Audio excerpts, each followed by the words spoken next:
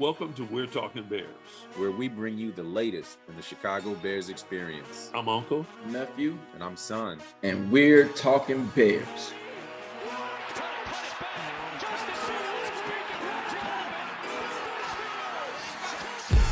Hey, and welcome back to We're Talking Bears. We wanted to go ahead and shout out. We got the new schedule for 2024, and we want to get it out to you guys and talk to you a little bit about what we're facing and what we expect. We're not going to discuss the preseason. Who cares, right? That's just practice. Let the rookies get some warm-ups. We're going to get right into the real season. I want you guys to like and subscribe. If you're loving us, hit the like button, subscribe. We're growing, and we're going to keep bringing you more and more content. How y'all doing? What's up? What's up, son? What's up, nephew? What's up, old man? All good, man. All good. Getting ready, man. It's getting down to the time. It's been good to see all of the content the Bears put out with the new roster and all the photo shoots they did. It was pretty cool, man. I've been enjoying it. Man, I'm loving it. Man. So week one. You're right. Bears versus Titans. Yeah. Titans last year, 6-11. What do you all think? Yeah, start the season off with a W. I hope so. This will be a good litmus test. You know, we'll see how Flus got this defense running, whether we can keep that momentum from last season into this. We don't really have too many additions on defense. Kevin Byard stands as the major addition there. So I think that's really going to be what it is, because we really want to just ease our rookie quarterback in. This is a good game to do that. Their defense isn't super tough. Their offense is containable. Will Levis, he got an arm. He's big. He's tough. He's fast. So he can do some things. He's got Calvin Ridley, who didn't play great in Jacksonville last year, and DeAndre Hopkins on the outside. So he's got a bit of a test for our corners, but not the biggest test. Yeah. So they got Chig Okonkwo at tight end. They famously let go of Derrick Henry, who's now with the Ravens. So for us. we don't have to face King Henry there. So it'll be an interesting test to see what their offense can do versus our defense. And if our defense can keep them contained, then we can ease our rookie into it, unlike the last time we debuted a rookie. So or the last two times. Or the last when we debuted Mitch, we threw him out there to the dogs in the middle of a bad season and on a bad team. Yeah, so hopefully we can do this the right way for once. And let's see how this goes. Yeah, absolutely. I'm putting that in the W column for us. I know you are. I'm calling the W to start the season off at home. I believe that's a home game. Yeah, home game. Get the season off at home. I got us in the winner's circle. Next game, we get an away game. We do. Bears at Texans. Texans finished the season 10-7 last year. Yeah. The record that I feel like we could have made it to. Yeah, with one of the best rookie quarterback performances ever. Absolutely. CJ Stroud was nice to watch, man. I'm not gonna lie. They upgraded too. They picked up Stephon Diggs to go with Nico Collins and Tank Dell at wide receiver. They still got Dalton Schultz at tight end. I think Devin Singletary at running back. And then they added a whole new bunch of rookies. They bolstered that defense. The Texans were a playoff contender last year. And if CJ Stroud can continue that momentum coming from last year into this year, then they're going to be really, really dangerous. I think they retained their whole coaching staff. I think Kubiak, their OC, was a candidate for a lot of head coaching jobs elsewhere, and he elected to stay and keep developing this connection with CJ Stroud. So we'll see how that goes.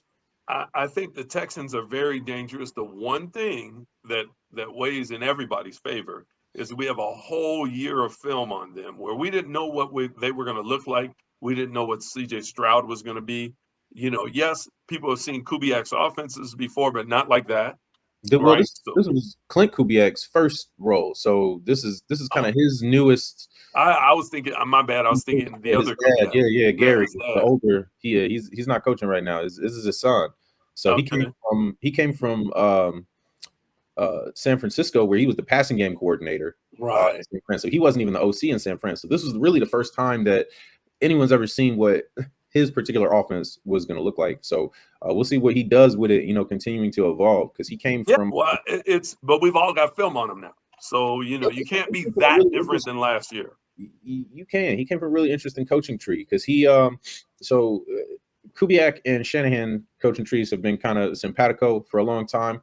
But he took a different route to it. He also was an analyst at PFF, so he kind of looks at like statistics and things like that a little differently than most offensive coordinators. He even said that multiple times throughout his little press tours and interviews and whatnot last year. So I'm really interested to see what trends he identifies and see what tendency breakers he comes up with for his own offense. That's going to be a really interesting thing. Yeah, I'm not taking anything away from them. I'm just saying when you have a full off season to figure out why this team was so effective.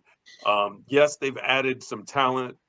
I think they get 1 or 2 more games. I think they're 11 or 12 win team, which would be a fantastic season. But this is probably the biggest game in the first half of our season, right? So, yeah. So let's look at this from a matchup basis, right? You've got Tank Dell at slot corner matching up against Kyler Gordon. I think that's probably a push if Tank Dell's ready because he's coming off that torn ACL. So we'll see if he's ready to go for the start of the season. But the reports I've heard is he will be. Spider-Man will put the web on you, man. Yeah, you've got Jalen Johnson, who's either going to match up with Stephon Diggs or Nico Collins, depending on who's on that left or right side. And then Tyreek Stevenson on the other side. So from a weapon standpoint, we match up kind of well. We could take away some of those guys, but they're going to make plays. They're too good of receivers and they're too good players to not do anything to help Stroud out. And Stroud, for his part, is he's a really dynamic quarterback. And I think our defensive line is really where that matchup is really going to suffer because their O-line has some of the best players in the league on it. Sweat is going to have a heck of a game that game. That's a game where we need Sweat to come out and a strip sack and a sack, or hit the guy 6, 7, 8 times, make him throw a couple of picks. That's going to be a game where Sweat has to really, really lead. If he leads, I think we get them.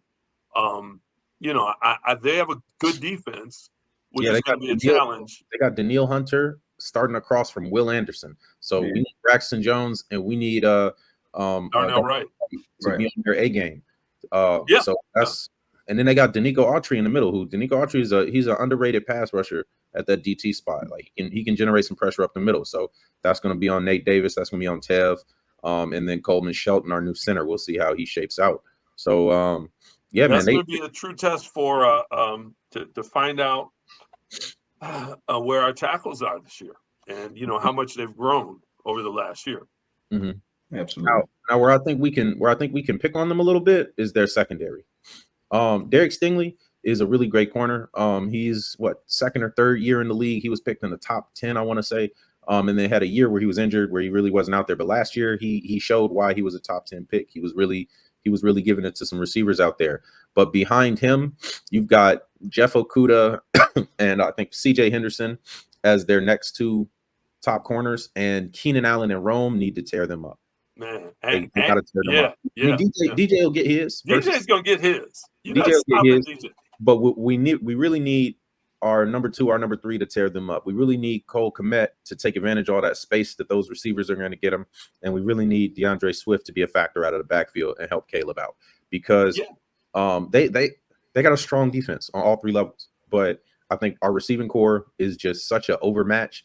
I think that's going to be the overmatch for pretty much the whole season. Right. Yeah, a lot of people have us marked down as the best receiving core in the league. Well, after the war, I do too. After the war in Texas, we're going to have to come back and fight to get home, fighting through Indiana. Right, on the road again. Bears at Colts. Yep. What the Colts finished last year? It's 9 and where they at? Colts were just outside the playoffs, I want to say, in their first year. 9 and 8. Yeah, 9 and 8. Yep.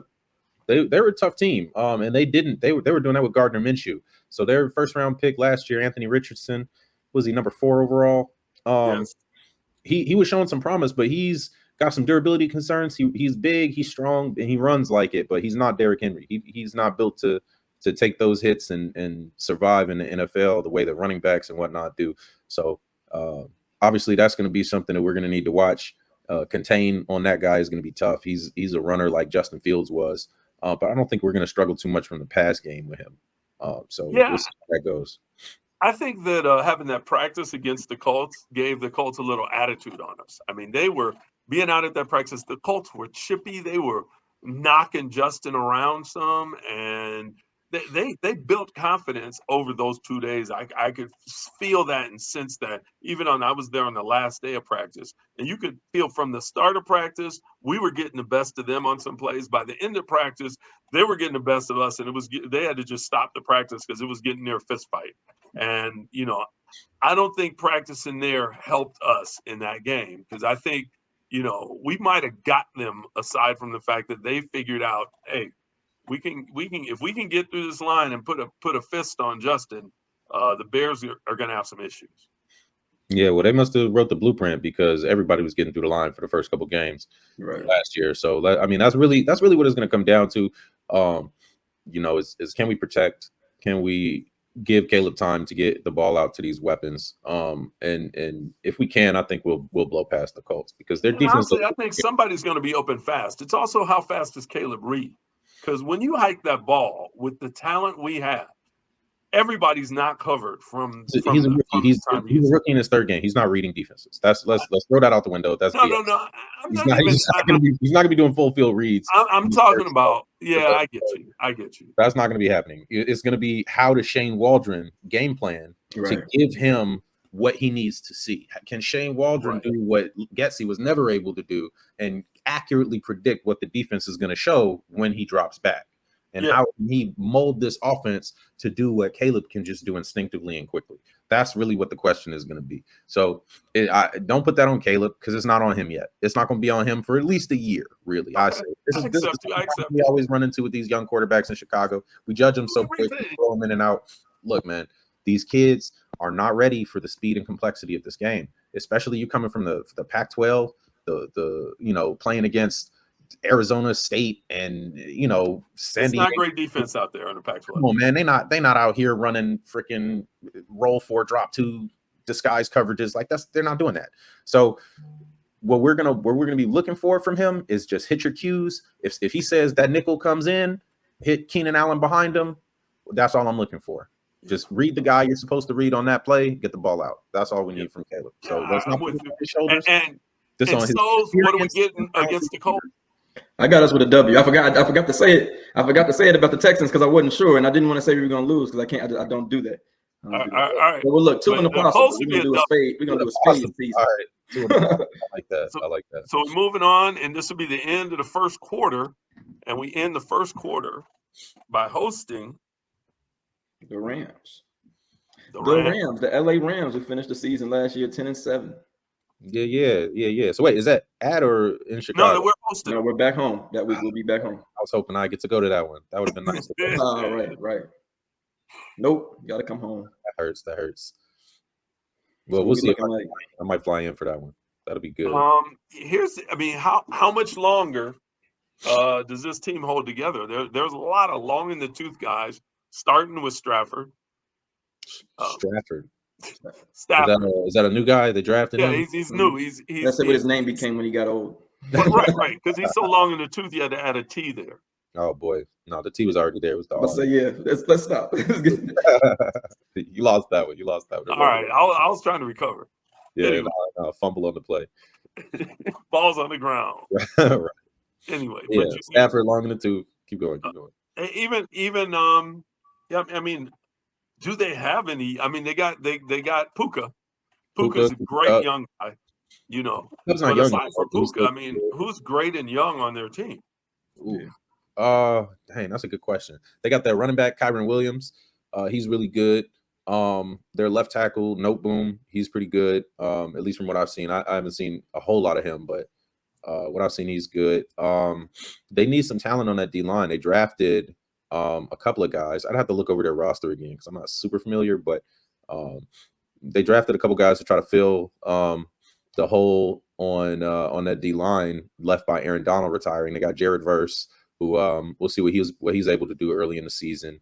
But he's still a rookie, but he's a really powerful guy, really good speed to power moves. I was really hoping that the Bears would pick him, but he would be a great compliment to Sweat.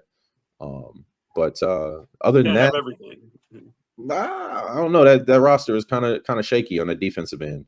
Yeah, I think we can take advantage of them again, and you just you never know that there comes a point where there's a drop off, where you lose a step, and you can't lose a step in the NFL. You can't do Keenan Allen. Well, Keenan Allen maybe never had the step to begin with. He was slow when he came out, but it doesn't matter. Doesn't matter. Yeah, but a lot of these guys are older than Keenan Allen. That's an old team. Yeah, I think Stafford's probably older than him. Oh yeah, Kupp is a couple years younger. Kupp is like 30 or 31 now. right. But I mean, they've got talent. Like it would be stupid to count them out, especially given how good of a coach they have. I would be remiss to say that this should be an easy win, but it's definitely a winnable game. Right. It's winnable. Again, easy. None of these teams really are easy. None of these teams are going to roll over for us. Yeah. Nephew, what you got on this one? Playoff teams. 3-1. We're gonna get the W against the Rams. We're gonna get the W. They're not ready for us. We got a new look team. I'm expecting good things, man. If we come out of the first quarter 3-1, I'm jumping up and down. I really expect 2-2. I expect a little bit of growing pains. So what games are you saying we're gonna win? What are you 2 wins? Well, I think we win our opener. I think that's probably that's the one that's a lob. And then I think we just get one out of the next 3. I'm not sure which one. Titans, Rams, Texans. One of them's gotta go our way. Well, I think we get the Titans. Colts, Rams, Texans is the one. Texans. That's what I'm going to say. Colts, Rams, Texans. Yeah. So, what are you thinking? What do you think? At the first quarter. Man, I would be ecstatic with 3-1. 2-2 is kind of what I expect. I agree with you there. It's a young team. It's a young quarterback. We're going to see mistakes. But hopefully the veterans can kind of carry him through. And if we get lucky, then we'll get 3 wins out of it. And roll on into month 2. Yep. And starting off month 2, the gift that keeps on giving, the team that became a verb. Carolina. Back at home against the Panthers. We see them October the 6th. Panthers coming off 2-15. Sheesh. Oh my goodness. We're gonna call that one right now. Do they have a team of professionals? Allegedly. They're not gonna roll over for us. They just might. They rolled over. They've been rolling over a little bit. They might want another pick next year. They're going to be a better team. They hired some offensive line to keep Bryce Young upright. They tried to bring in a little wide receiver. Yeah. They got two wideouts. I want to say Xavier Legette, or Legette, however you pronounce his name. He's got the funniest accent in the NFL. I don't know if you guys have listened to Xavier Legette's interviews, but please go do. He is just the countryest dude you have ever heard speak, and it's great. It's honestly entertainment. Every second of the interview. But he's a talented receiver. Coming out of Texas, him and Xavier Worthy were teammates. Were they both really named Xavier? Anyway, but yeah. So I believe there'll be a better team. 2-15 isn't hard to beat. I mean, especially when teams are going for that first pick, and it looks like it's hard to lose that many games or win that few games. It's like, are they tanking? We start asking questions. So I believe they'll be a better team if they've done anything at all. It's hard to be a worse team. And got what we took from them. What'd you say? It would be hard to be worse. I mean, they're at the point where they can begin to recover from what we took for them to have Bryce Young and begin to get some value out of Bryce Young by trying to build a line around him and let him stand up and see what he can do.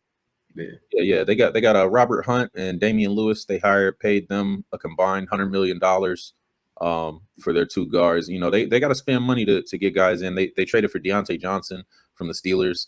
He's a capable wide receiver if he's been a little bit underperforming. So definitely improvements on offense. Defense, that's going to be a little shaky. But so we be able to beat on them a little bit. Right. Yeah. Their defense I don't see their defense stopping us.